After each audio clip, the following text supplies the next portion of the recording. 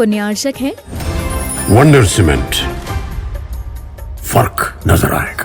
Shri SP Jain, Shrimati Meena Jain, Shri Satyen Jain, Shrimati Shraddha Jain. Firm Pride Group, SP Capital Financing Limited, Mumbai. Bhagwan Parshvanath धाम trust. भगवान पार्श्वनाथ धाम trust के अंतर्गत बनने वाले माता पद्मावती के मंदिर के भव्य निर्माण में अपनी चंचला लक्ष्मी का उपयोग कर महान पुण्य का अर्जन करें।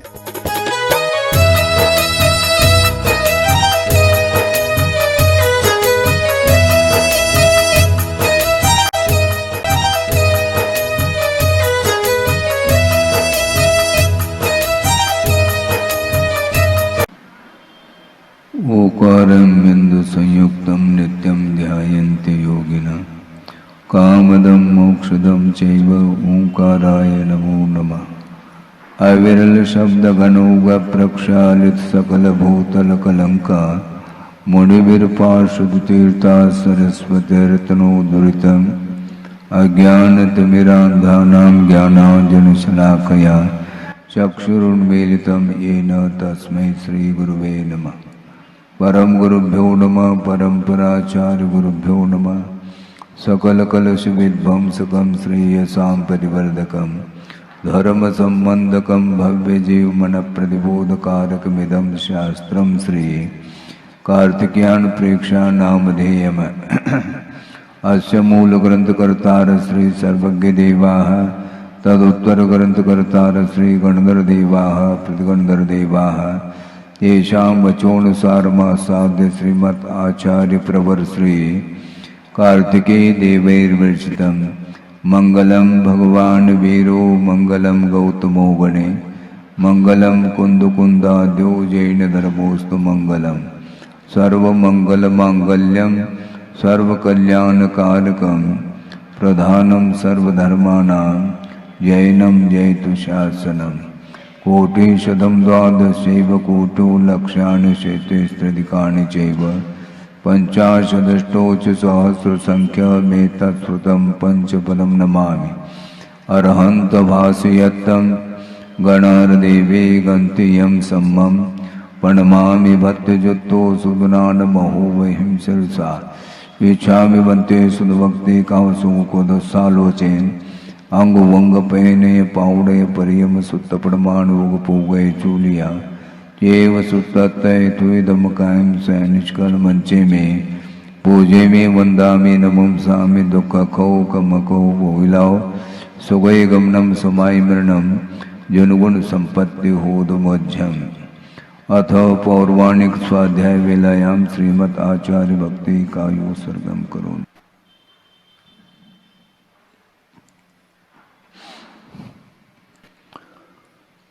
श्रुतजलधिपारगेभ्य स्वपरमत विभावना पटुमतिभ्य सुचरितपूर्णदेभ्यो नमो गुरुभ्यो गुणगुरुभ्य। छत्तीस गुण समज्ञे पंचव्याचार करण संदर्शे शिष्यानुग्रह कुशले धम्मायरिये सदा वंदे गुरुवत् संजमेनय तरंत संसार सायरं घोरं छुन्नन्ते अट्टकं मम जन्मन मरणं न पावेन्ते ये नित्यमृतमंत्रो निरुता ध्यानाग्निहोत्राकुला षट्कर्मा विरता तपोधनधना साधु क्रिया साधव शील प्रावरणा गुण प्रहरणा चंद्रार्क तेजोदिका मोक्षद्वार्ग पाठ पाठ निवटा प्रीणंत माम साधव गुरुव पांतनो नित्यं ज्ञान दर्शन नायका चारित्राणो गंभीरा मोक्ष मार्गोपदेशिका इच्छामि बन्ते आयुर्वत्ते कामसमुको दस्सालोचेन सम्मनान सम्मदन समजुत्तानं पंचव्याचाराणाम् आयुर्यानम् आयारादे स्मरानुपदेशानं वज्झायानं तिरेन गुणपालयानं सौसानं सैनिष्कल मंचे में पूजे में वंदामि नमं सामि दुख खो कमको विलाओ सुगय गमनम समाय मरणम जनगुण संपत्ति होदमज्झम्। तिहुवनतिलयं देवं वन्दित्वा तिहुवनिन्द परिपूज्यं वोचम् अनुपेहावो भवीजनानन्द जननीवो।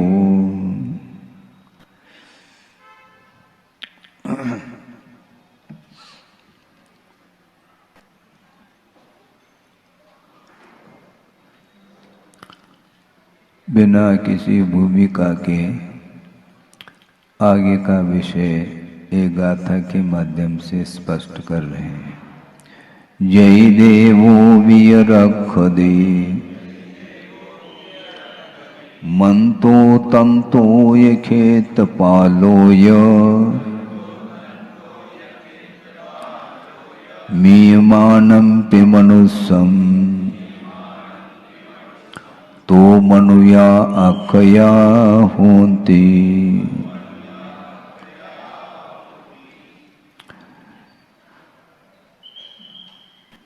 यदि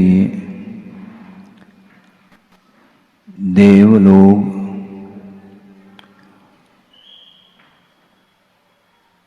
मरण अवस्था को प्राप्त इस जीव की रक्षा करते हैं, मंत्र तंत्र इत्यादि के माध्यम से यदि जीव की रक्षा होती है, क्षेत्रपाल आदि के माध्यम से भी मरणोन्मुख जीव की रक्षा यदि होती है, तो सारे सारे मनुष्य अक्षय सिद्ध हो जाएंगे, कोई मर ही नहीं पाएंगे, क्योंकि उनके आश्रित अपन जी रहे हैं।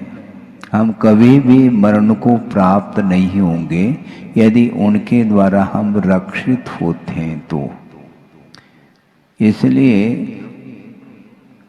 कोई भी किसी की रक्षा नहीं कर सकता। इसमें बहुत बड़ा रहस्य छुपा हुआ है। वह ये है, ये एकांत नहीं है, हम किसी की रक्षा नहीं कर सकते। मरण से तो नहीं बचा सकते, अलग विषय है, किंतु अहिंसा धर्म का अनुपालन जो किया जाता है वह परस्परोपग्रहो जीवानाम, इस सूत्र के माध्यम से ही हम जीवों की रक्षा कर सकते हैं और करना चाहिए। क्योंकि देव और नरक गति ऐसे दो गति हैं जिनमें किसी भी निमित्त को लेकर के अकाल में मरण नहीं हो सकता। इसी प्रकार भोग भूमि जो मनुष्य और तिर्यंच हैं, उनका भी मरण अकाल में नहीं हो सकता। अकाल में मरण के लिए बहुत सारे कारण बताए हैं।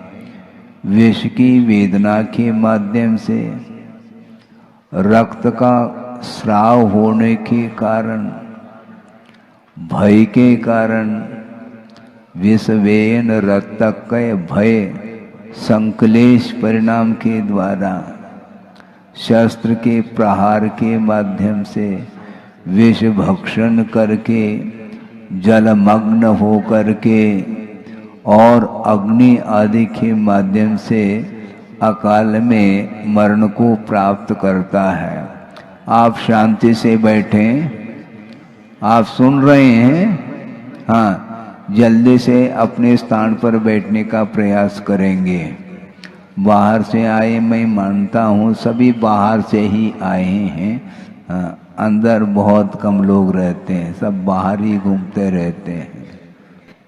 मैं ये कह रहा था कि सारे अकाल मरण के लिए ये कारण बताए हैं, इसलिए इसमें श्वासोच्छ्वास का रुक जाना, समय पर आहार इत्यादि का नहीं मिलना, ये सारे अकाल मरण के लिए कारण घोषित किया है। इसलिए हम अपने पुरुषार्थ के माध्यम से अहिंसा धर्म की रक्षा यदि करना चाहते हैं तो एक दूसरे के प्रति उपकार का भाव रखते हुए अपने को चलना चाहिए। संसारी प्राणी अपनी रक्षा तो चाहता है बहुत जल्दी, किंतु दूसरे की रक्षा की ओर ख्याल नहीं रखता है, जबकि रखना चाहिए। अपनी आत्मा की भी रक्षा करनी चाहिए। ऐसा नहीं कि आत्मघात कर लें, ऐसा भी ठीक नहीं। वह भी हिंसा के अंतर्गत ही आता है। किंतु इन सारे निमित्तों से बचने के लिए ही आचार्यों ने कहा है। एक बहुत अच्छा प्रसंग आता है, गुरुदेव ने भी रखा है कि किसी के मन में ये भाव आ सकता है कि अभी अच्छा शरीर है, पुष्ट शरीर है, कोई रोग नहीं है, सारी इंद्रियां काम कर रही हैं, शरीर में किसी भी प्रकार से शिथिलता नहीं है, इसलिए इस जवान अवस्था में ही रत्नत्रय आदि धारण करके हम संलेखना तत्काल ले लें तो है क्यों? क्योंकि संलेखना का प्रसंग तो आगम में आया है? समाधि मरण, संलेखना पूर्वक समाधि मरण को प्राप्त करना यह भी बहुत दुर्लभ माना गया है।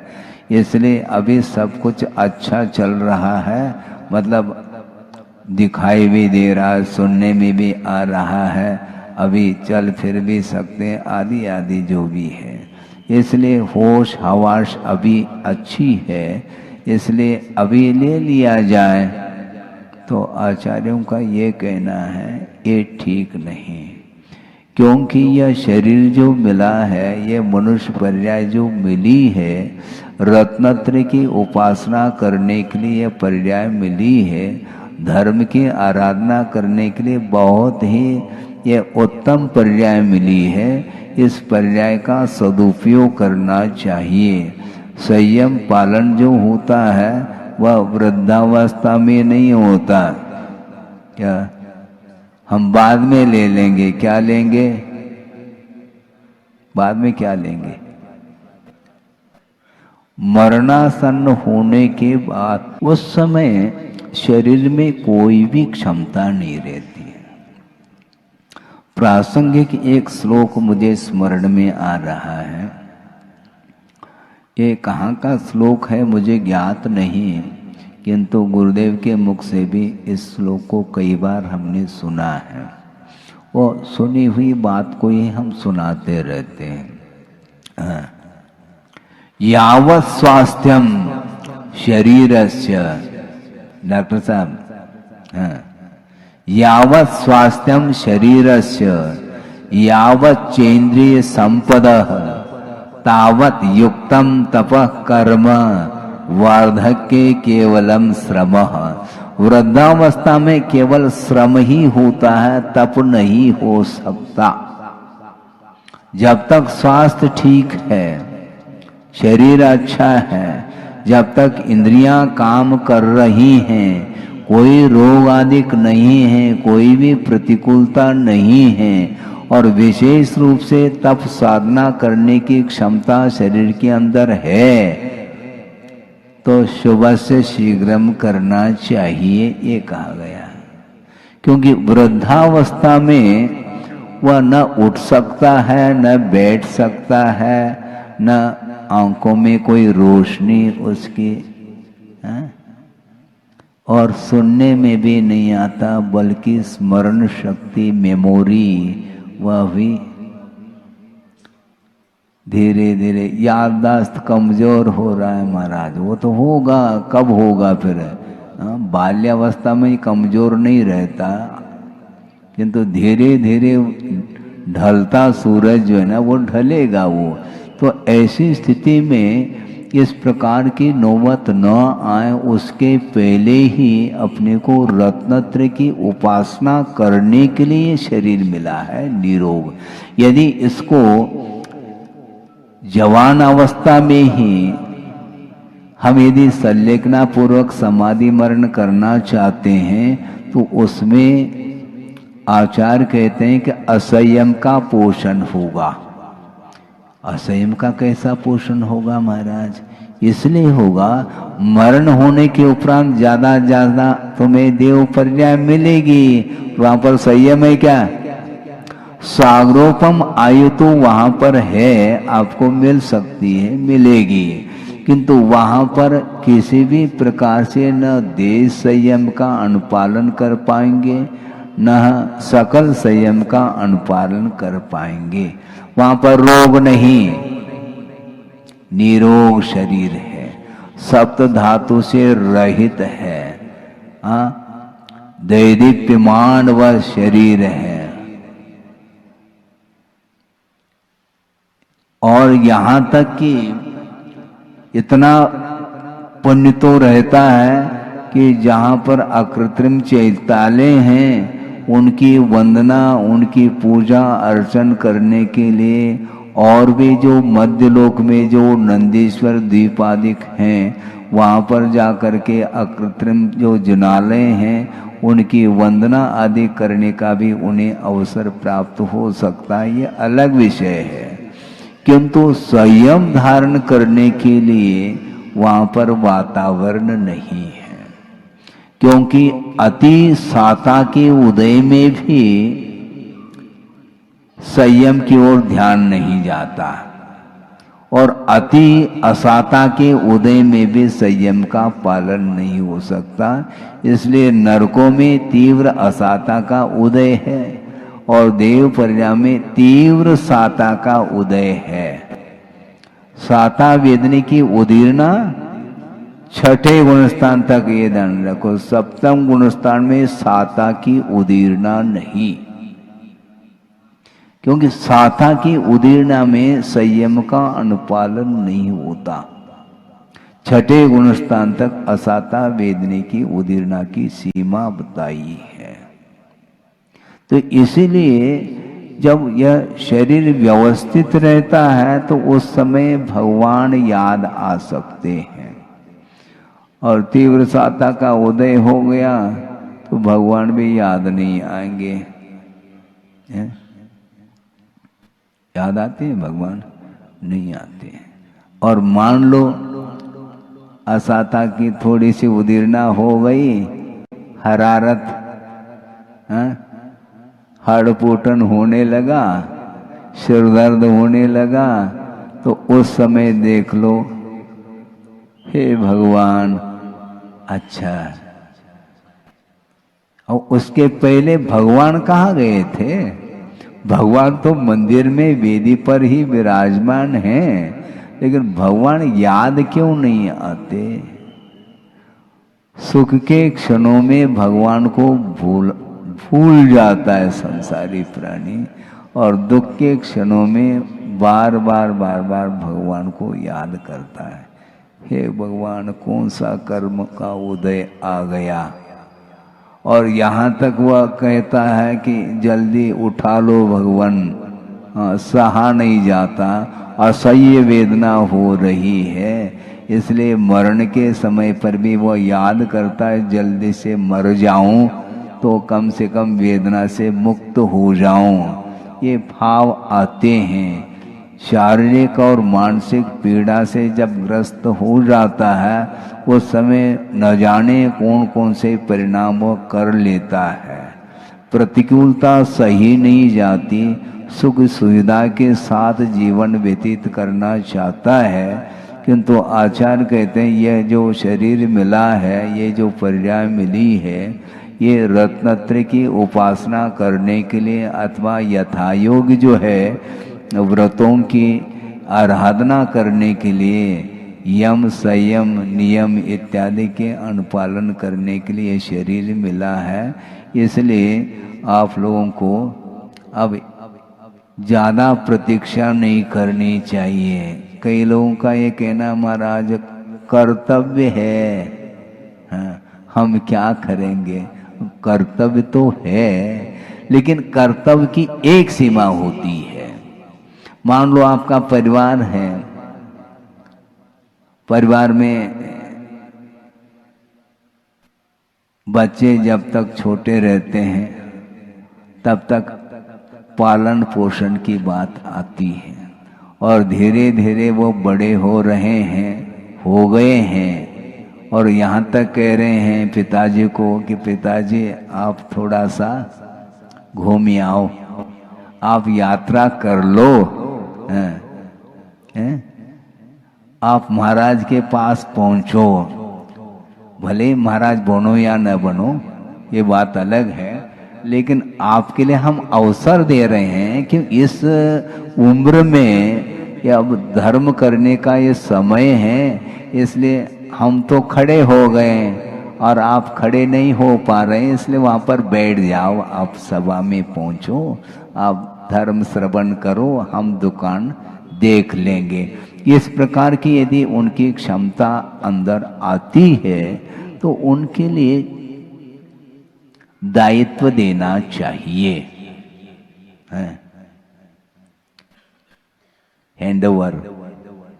अभी भी वो 80 साल का हुआ, 90 को छू रहा है, फिर भी स्वयं हैंडल करना चाह रहा है, ये ठीक नहीं। हैंडओवर कर दो। हाँ बिल्कुल करना ही चाहिए, नहीं है तो वह अवस्था आएगी, उस समय आप कुछ भी नहीं कर पाएंगे, तो तय है कुछ भी नहीं कर पाएंगे, क्योंकि अगले पल में क्या होने वाला है किसी को ज्ञात नहीं है, क्योंकि मनुष्य और त्रिंच पर्याय में ही अकाल मरण की पूरी संभावना रहती है। रोग आदि हो गया, भयानक रोग हो गया, अब क्या कर लोगे, अब तो पश्चाताप हाथ लगेगा और कुछ नहीं लगना है। निरोग शरीर है, सब कुछ अच्छा है, तो निश्चित रूप से उसको धर्म साधन करने के लिए वो शरीर का उपयोग कर लेना चाहिए, क्योंकि आचार्य ये कहना चाह रहे हैं, चाहे वो देव हो, देवेंद्र हो, कोई भी नरेंद्र हो, हैं चक्रवर्ती आदि, ये सारे सारे। और दूसरी बात, मंत्र के माध्यम से भी जीव की रक्षा संभव नहीं है। अकाल मरण से बचाया जा सकता है, किंतु मरण से नहीं बचाया जा सकता। मणि मंत्र तंत्र बहु होई, बस ये पूरा कंठस्थ है आप लोगों को। मैं भले ही भूल सकता हूं, मरते न बचावे कोई, ऐसा कहा जा रहा है। मंत्र के माध्यम से, तंत्र अर्थात औषध आदि के माध्यम से रक्षा संभव नहीं है, बल्कि जहां पर अकाल मरण नहीं है, ऐसे देव और नरक गति और भोग भूमि के जो जीव हैं, वे अकाल मरण को तो प्राप्त नहीं हो सकते, किंतु वह मरण को ही प्राप्त नहीं होते, ऐसा थोड़ी होता है। इंद्र भी हो, अहमेंद्र भी हो, तो आयु कर्म के आश्रित ही उसका जीवन चल रहा है, इसलिए किसी भी पल में आयु समाप्त हो सकती है। क्यों नहीं होगी? भले ही वह सारूपम आयु है, ये अलग वस्तु, किंतु एक समय गुजरते गुजरते गुजरते वो पूरा का पूरा समय व्यतीत हो जाता है, फिर बाद में वह मरण सामने है। फिर कहाँ जाना है? जहाँ जिस गति का तुमने बंद किया है वहाँ पर जाना पड़ेगा। तो ये सारा वैभव छूटेगा क्या? तो छूटना ही है। तुम छोड़ो अथवा न छोड़ो, छूटेगा वो। इसलिए छूटने के पहले छोड़ दो तो ज्यादा अच्छा है? ये नहीं होता, चाबी छूटती नहीं। चाबी जो है ना वो छूटती नहीं, हैंडल करना चाहता। वो बहुत रस आता है, बताते हैं उसमें, वही जाने वो। हाँ, वृद्ध होने के बाद उठने बैठने की क्षमता नहीं है, लेकिन थोड़ा 10-15 मिनट स्वाध्याय कर लो। महाराज स्वाध्याय में मन नहीं लगत, फिर काय में लगत है? दुकान में वो उठने बैठने की क्षमता नहीं, लेकिन वहीं पर वह बैठा रहता है और ग्राहक के साथ वह चर्चा करता रहता है और समय पास करता है, टाइम पास। अरे भाई, टाइम पास करने के लिए टाइम बचा कितना है तुम्हारे पास, ये भी तो बताओ। नाड़ हिल रही है, दांत निकल गए हैं, तो फिर अभी भी जो है बत्तीसी लगाने की यदि मान लो भावना है तो बात अलग है? आप कुछ भी कर लो किंतु शरीर तो शरीर है। देव परिणाम में रोग इत्यादि नहीं है, अकाल मरण भी नहीं होता है, इसके उपरांत भी मरण तो अनिवार्य है। हाँ, बल्कि देव लोग भी कुछ ऐसे होते हैं जो मानसिक पीड़ा से पीड़ित रहते हैं, तो उनके मन में भी आता होगा कि जल्दी से जल्दी, लेकिन जल्दी नहीं होती, वहां पर समय पर ही मरण होगा। तो आचार्य ये कहना चाहते हैं कि जीव की रक्षा हम नहीं कर सकते हैं, क्योंकि आयु कर्म के उदय के साथ ही जीवन चलता है, और आयु क्षयेन मरणम, आयु के क्षय से निश्चित रूप से उसका मरण होना है। लेकिन महसूस किसको होता है? बालक को मरण का एहसास नहीं होता है, वो जानता ही नहीं मरण क्या होता है। मान लो घर में किसी की गमी हुई है, फिर भी वह नाती गोद का जो बालक है उसको कोई भी इससे प्रयोजन नहीं। अभी शव है घर में, इसके बाद में वह जानता ही नहीं है, और वह सब लोग रो रहे हैं, लेकिन वो भी रो रहा है, काय के लिए? मुझे कुछ खिलाओ। इस उद्देश्य को लेकर के वो रो रहा है, उसको ज्ञात ही नहीं कि मरण क्या होता है, जीवन क्या होता है। तो ऐसी स्थिति में उसके लिए कुछ कहा नहीं जा सकता, किंतु आप लोग समझदार हैं ना, किंतु वस्तुतः समझदार ही मझधार में चला जाता है। समझ में आ जाए तब की बात है। इसलिए वस्तुतः रक्षा तो संभव नहीं, किंतु अकाल मरण से बचाया जा सकता है, ऐसा कहा जा रहा है। किंतु मरण से, पूरी तरह से मरण से यदि रक्षा होगी, तो वो सारे वो मनुष्य अथवा तिर्यंच ये अक्षय शुद्ध हो जाएंगे, हमेशा रहेंगे, फिर मरण तो होगा ही नहीं। बहुत अच्छा हो जाएगा, कैसा अच्छा हो सकता है? वो मरण होगा। यहाँ तक कि आचार्यों ने ये कहा कि मनुष्य और तिर्यंच गति में अकाल मरण भी होता है। बहुत सारे निमित्त गिनाए हैं हमने आपके सामने, और एक और बहुत महत्वपूर्ण कारण बताया है अकाल मरण के लिए, अनीति। आप समझ रहे? अनय, अनय अर्थात अनीति के माध्यम से भी अतीत में अनंत बार वह अकाल में मरण को प्राप्त हुआ है। महाराज, ये हमें बात समझ में नहीं आती, आपको कैसे समझ में आएगी? वो हमने पहले भी कहा था, मान लो आज जो कमा करके मजदूरी करके जीवन यापन कर रहा है, उसके घर में कभी छापा पड़ी है? नहीं है। जो पान का दुकान है, आदि आदि छोटे मोटे चाट के ठेले, तो उसके पास गिनने के नोट, गिनती के नोट है उसके सामने, बस उतना घंटे 2-4 घंटे में उतना कमा लेता है, और वह भोजन बना करके खा लेता फुर्सत।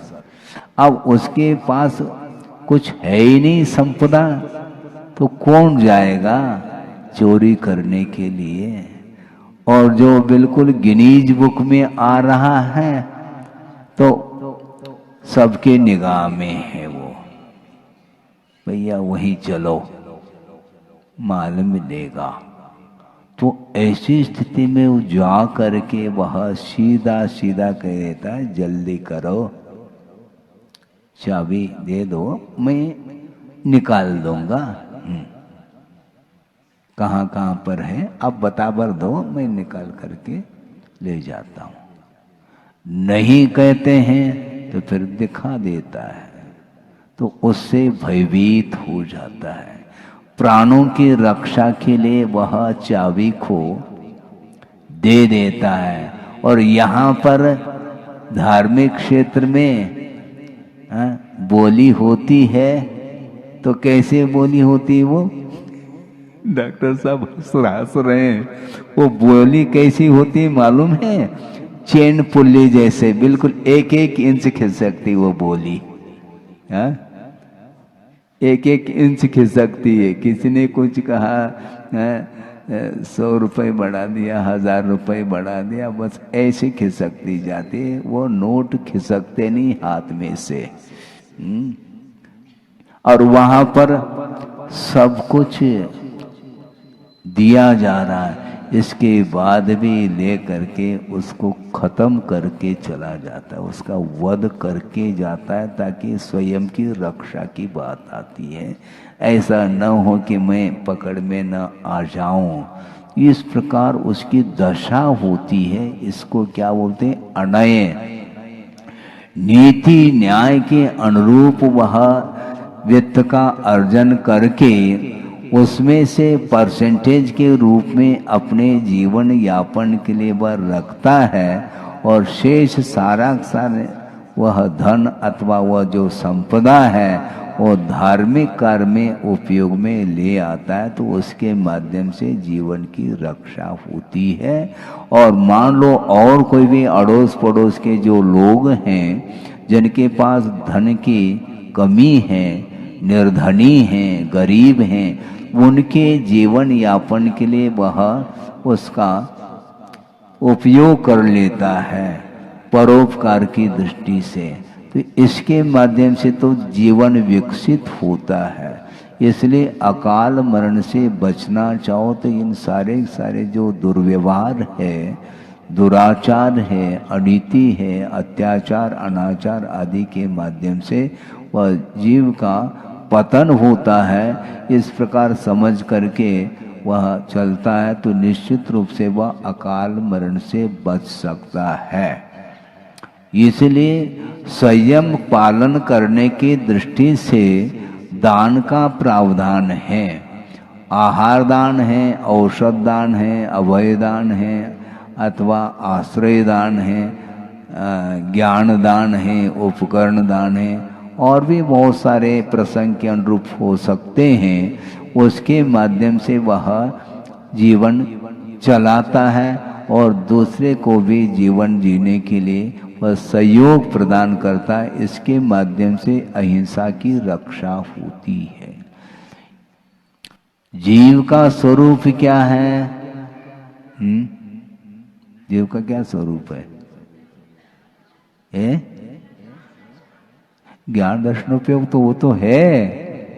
आप स्वरूप बताओ। जीव जो है वह चेतना लक्षण वाला तो है, मैं मान रहा हूं, किंतु जीव रूपी नहीं है। जीव मूर्त नहीं है, मूर्तिमान जीव नहीं होता। जीव मूर्तिक नहीं हो सकता। फिर महाराज हम लोग कौन? हम जड़ हैं क्या महाराज? उपदेश किसको दे रहे हैं आप? जब जीव अमूर्त है तो उसके लिए क्या, किसको उपदेश देंगे? वह सुनेगा कौन? उसके कान ही नहीं है सुनने के लिए। जीव जब अमूर्त हैं तो उसको उपदेश कैसे देंगे? धर्म श्रवण किसको कराया जा रहा है? देशना किसको दी जा रही है? तो आप लोग जीव हैं, हम मानते हैं, किंतु स्वरूप की दृष्टि से, स्वभाव की दृष्टि से वह जीव इंद्रिय के द्वारा ग्रहण करने योग्य नहीं है। क्योंकि स्वभाव की दृष्टि से, क्योंकि शरीर के माध्यम से जीव का बोध हो रहा है, एक्टिविटी को देखते हुए इसकी जो क्रियाएं हैं उन क्रियाओं को देख करके इसमें जीव है, शरीर में, ऐसा बोध होता है। इसलिए ये ईर्या समिति आदि आदि जो समिति हैं, उन समितियों के माध्यम से जीवों की रक्षा की जाती है। यानी वो जीव हमारी प्रवृत्ति के माध्यम से उनका अकाल में घात न हो, उसकी विराधना न हो, इस दृष्टिकोण को लेकर के ही संयम के साथ प्रवृत्ति करते रहते हैं श्रमण लोग। जीव मरे अथवा न मरे, यदि अयत्नाचार पूर्वक यदि प्रवृत्ति करता है तो निश्चित रूप से जीव की विराधना का दोष आता है। जो मरे अथवा न मरे देख करके चलो, इसलिए कल परसों कहा था ना, देखभाल चलना, आंख मेज करके नहीं चलना।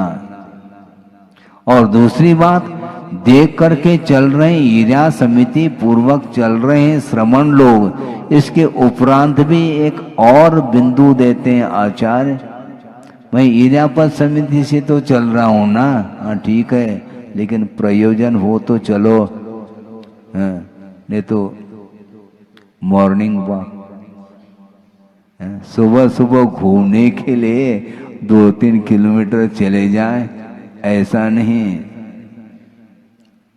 प्रवृत्ति को करने के लिए भी आचार्य कहते हैं सहेतुक होना चाहिए। निष्प्रयोजन वह प्रवृत्ति नहीं कर सकेंगे। आहार विहार निहार आदि के अपेक्षा से वह प्रवृत्ति करते हैं ईर्यापद समिति पूर्वक। इसके अलावा अन्य और कोई भी प्रसंग आ जाए बाई चांस तो अलग वस्तु, निष्प्रयोजन वह प्रवृत्ति नहीं करते, क्योंकि प्रवृत्ति करने से जीवों की विराधना संभाव्य है। हाँ। इसीलिए जीव को एकांत से यदि हम अमूर्त बोलेंगे तो उसकी रक्षा की कोई बात ही नहीं आती।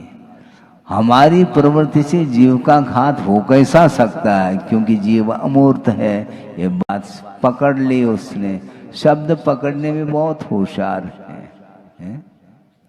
आशय को पकड़ो, इसी को अनेकांत बोलते हैं। किसी विवक्षा से जीव का घात होता है और किसी विवक्षा से जीव का घात अर्थात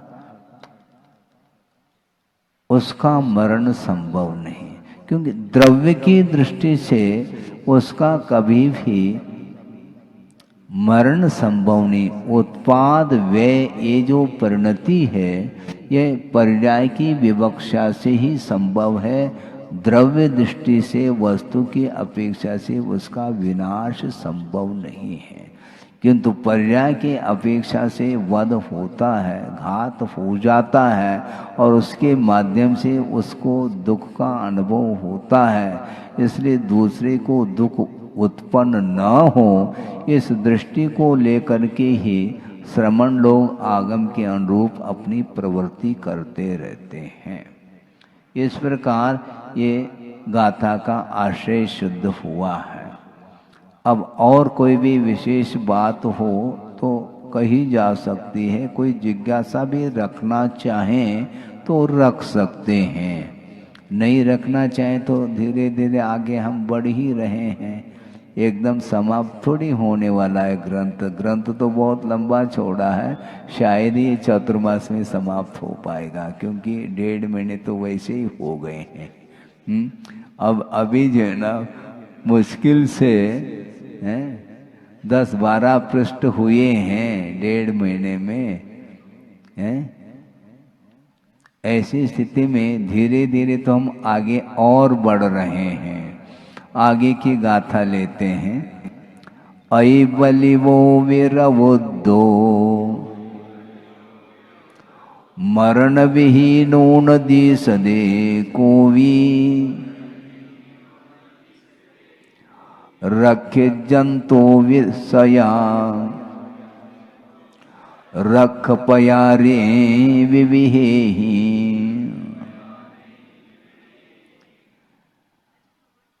हाँ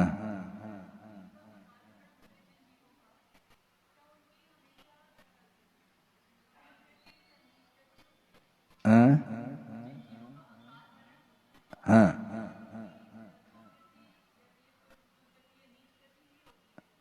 नहीं, ऐसा नहीं।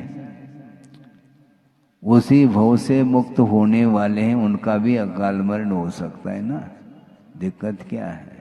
जिसको भयानक उपसर्ग हो गया है और उस उपसर्ग के साथ उन्होंने केवल ज्ञान प्राप्त करके अंतकृत केवली हो गए, मुक्त हो गए, उनको कौन सी गति मिली है? बोलो, जल्दी करो। पंचम गति। वो दुर्गति है क्या? नहीं है, क्योंकि कर्म के उदय से यदि मान लो मरण होता है अलग विषय है, किंतु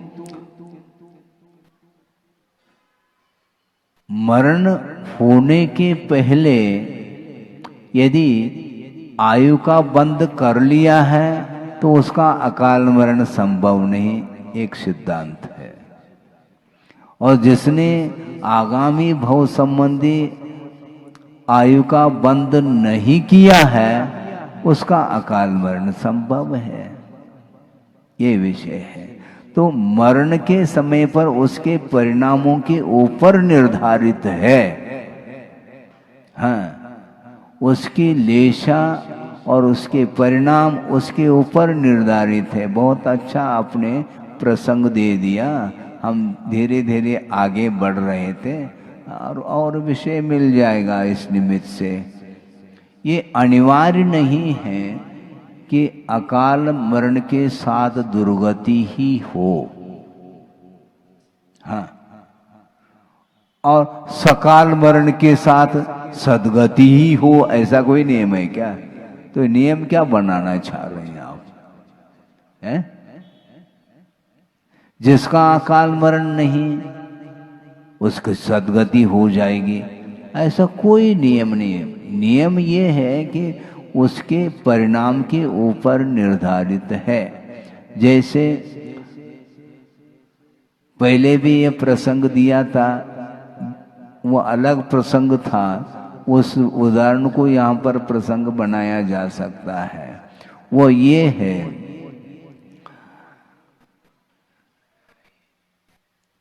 मनोवचन काय की चेष्टा के माध्यम से उसकी लेशा पकड़ में आती है, लेकिन उस लेशा के साथ मरण को प्राप्त होने वाला जीव दुर्गति का ही प्राप्त होता पात्र बनता है, ऐसा कोई नियम नहीं है। एक सिंह है और एक कौन है? शूकर है। समंतभद्र स्वामी ने रत्नकर्ण श्रावकाचार्य के अंदर अभयदान के प्रसंग में इस दृष्टांत को दिया है।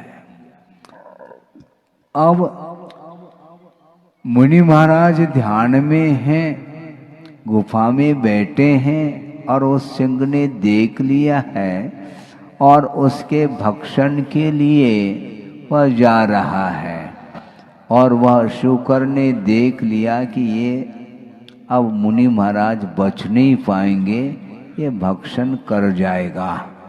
उसके पहले ही आकर के वह बैठ गया और दोनों के बीच में संघर्ष चालू हुआ और दोनों का मरण अकाल हुआ।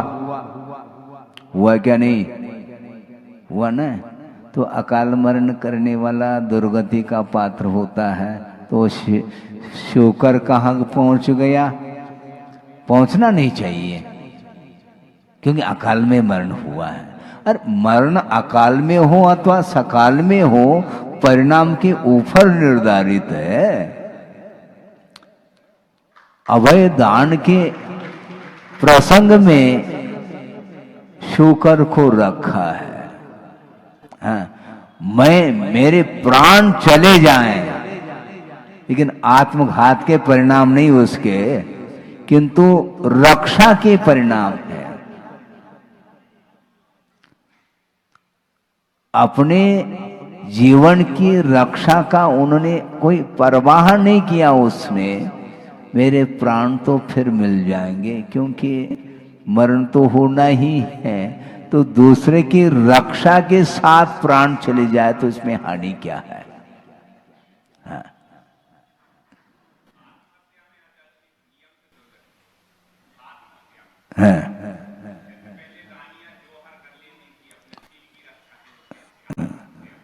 सुनो, इस परंपरा को आप ले आना चाहो क्या? तो फिर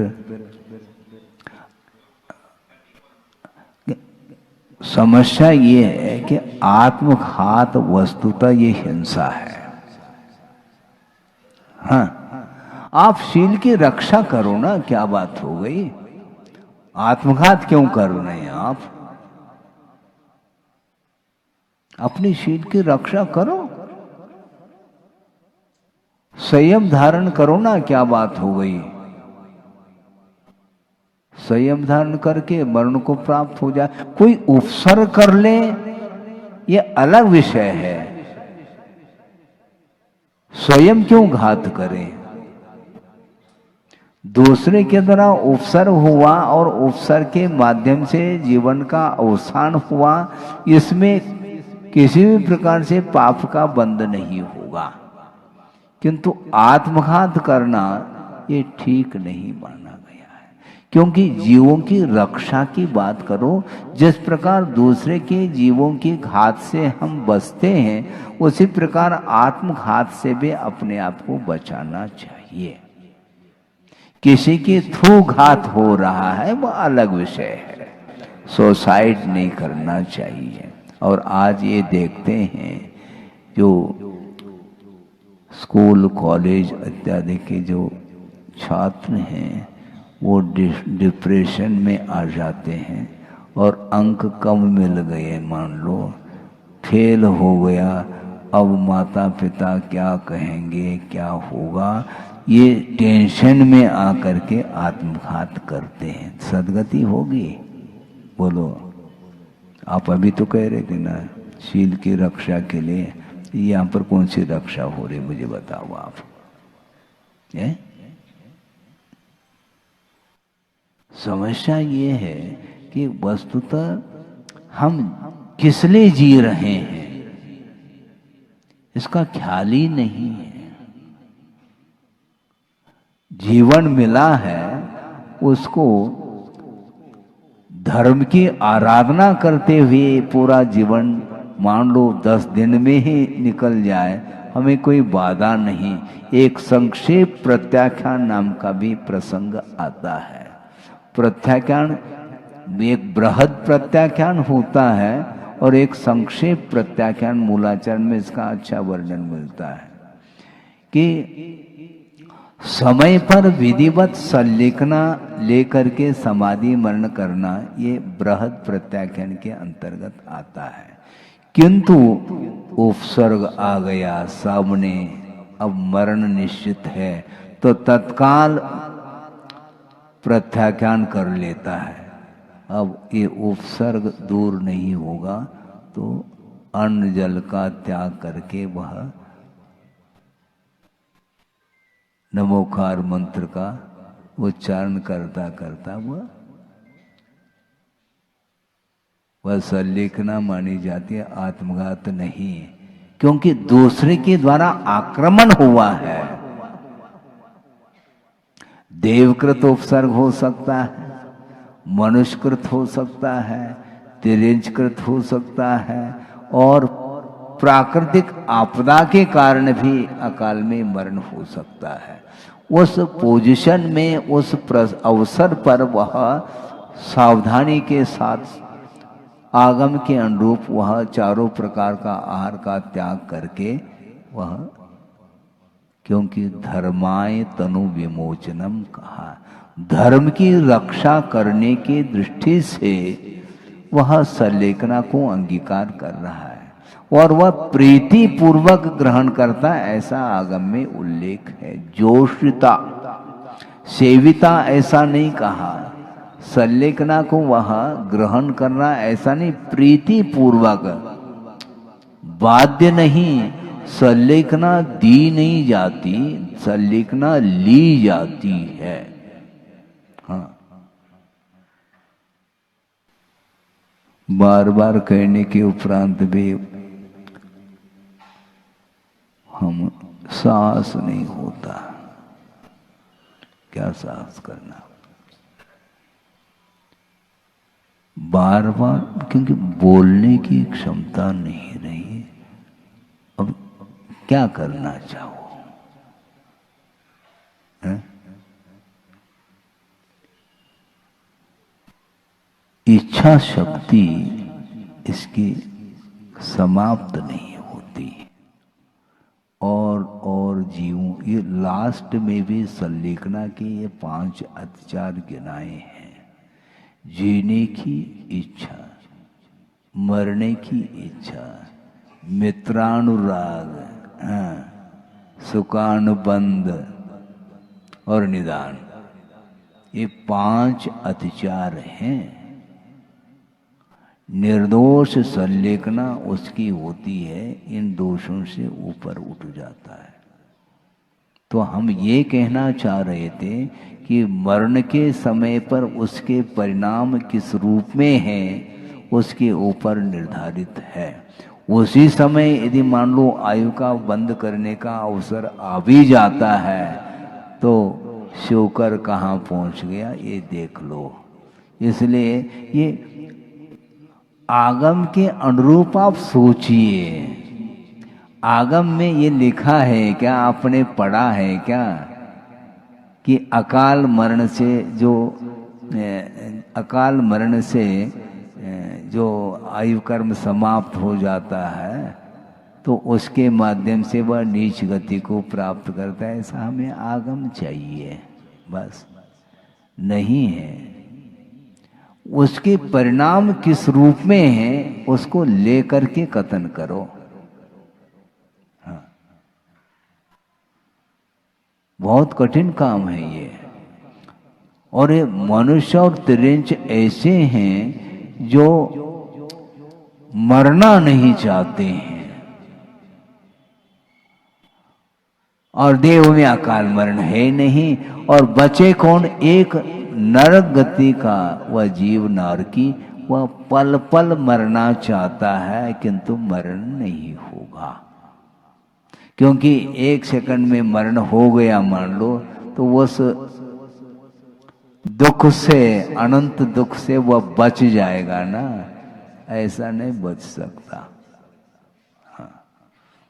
एक क्षण के लिए जिसने पाप किया है उसका परिणाम इतने सागरोपम आयु तक भोगना पड़ता, वो भोगी। अब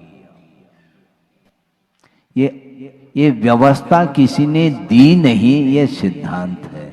किसी ने व्यवस्था दी हो नहीं, व्यवस्थित है। जो व्यवस्थित है उसी को आगम में उसका वर्णन मिलता है। तो इसलिए नीच गोत्र का बंध जो करेगा वह नीच गोत्र में जाएगा ना। तो ये कर्म सिद्धांत को क्यों भूल रहे हैं आप? अकाल मरण होने से वह नीच गति को जा रहा है, तो नीच गोत्र के बंद करने की आवश्यकता क्या फिर है? दूसरे की निंदा और आत्मा की प्रशंसा करने से नीच गोत्र का बंध होता है। ये व्यवस्था क्यों दे रहे हैं आप आगम में? जिसका अकाल मरण होगा वह नीच गोत्र में चला जाएगा, ऐसा कह देते। ऐसा नहीं, उसके परिणाम यदि मान लो उज्जवल है अथवा परोपकार की दृष्टि से उसका यदि इस प्रकार का प्रसंग बना है तो उसमें कोई बाधा नहीं। वह शुक्र कहाँ गया? स्वर्ग गया क्या? नहीं गया है। दुर्गति क्यों नहीं हुई? और वो सिंह की दुर्गति क्यों हुई? दोनों क्या काल मरण है। तो एक नीचे जा रहा है और एक ऊपर जा रहा है, इसका कारण क्या? कारण पकड़ो। दोनों अकाल मौत से ही मरे हैं, लेकिन एक को सदगति मिली और एक को दुर्गति मिली। इससे स्पष्ट है परिणाम के ऊपर ही निर्धारित है। इसलिए निरंतर आप अपने परिणामों को संभालने का पुरुषार्थ करेंगे, निश्चित रूप से दुर्गति से बच सकते हैं। और दूसरी बात, देवगति को सदगति मान ले महाराज, अपेक्षाकृत मान लो, लेकिन वस्तुतः वह गति भी परिभ्रमण के लिए तो कारण है। संसार में परिभ्रमण करता है तो 4 गतियों में जाकर के तो परिभ्रमण पूरा करेगा। यूं परिवर्तन पूरे करें और वहां देव गति से वह उतर करके एक इंद्रिय पर्याय को भी प्राप्त कर सकता है।